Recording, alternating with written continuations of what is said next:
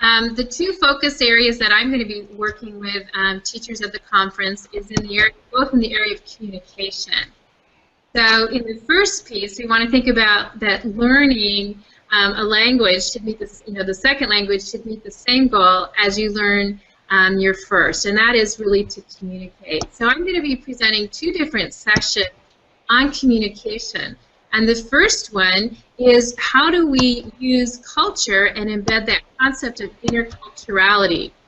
So for example, in this very first slide where you see a very interesting cultural item, something that is unique to the Andean region in South America, this happens to be a roasted guinea pig.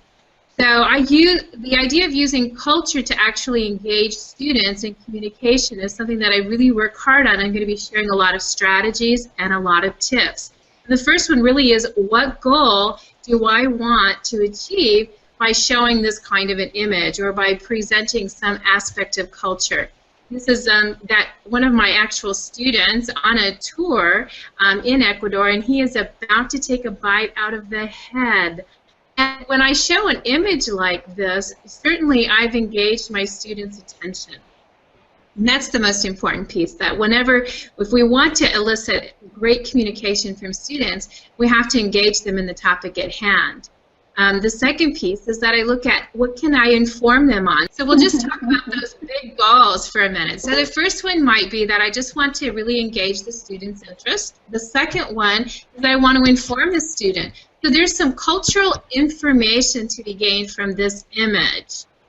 The third one is I really sort of want to support some other aspect of my curricular goals. So whether we're talking about the fact that this particular delicacy is enjoyed because the people live above the tree line and there's no place to graze animals, that's a cultural connection that I'm able to make and begin to talk about through an image that's actually engaged my students.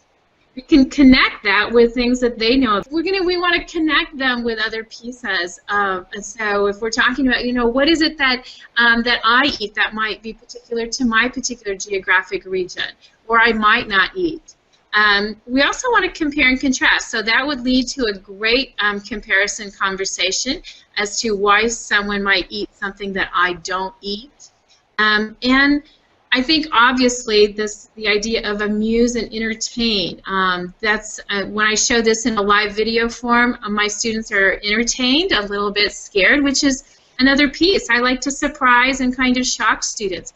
All of those things can really engage them in a communication activity in the classroom because everyone has an opinion or a reaction that they want to share. And so I think that's the one piece that we want to look at is cultural in interculturality, but cultural topics as a way to sort of spark and kindle communication in the classroom is a great way to engage the high school learner. And I think that would also work with lower levels as well, and even adults are a little bit intrigued by what is going on. And so this next piece the other topic that I really want to share is the idea of coaching our students to proficiency. As a language teacher, I've always been envious of those coaches in my building. When students talk to a coach, they have that sort of tone of reverence, like Coach said. It's like God said, and I want to have that tone in their voice when they talk to me. And so I really started thinking about how do I coach my students? How do I go alongside and really help them get to proficiency? And so one of the things that we've been doing in my class is using the acronym of TOPE. Vivir al tope is a sort of Spanish phrase that's kind of like a carpe diem. And to do that, we just really want to keep it simple. And so I've used kind of an acronym, but it translates quite well into English and can be worked with, I'm sure, in a number of other languages that you teachers may teach. So the T is that idea of target language, or todo en español. That's the first piece of proficiency, is that we really have to work with the tools that we have. Whatever vocabulary is at our disposal, that's what we're going to use. Whatever structure we've acquired through our practice, that's what we can use. The second letter is the O, which is organized.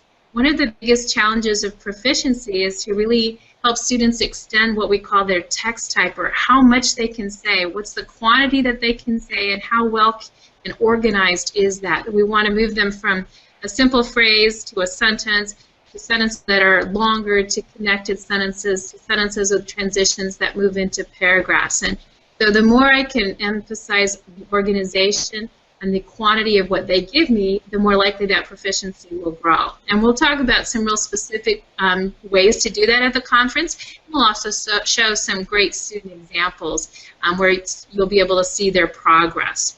The P is the idea for me of just using a variety of vocabulary.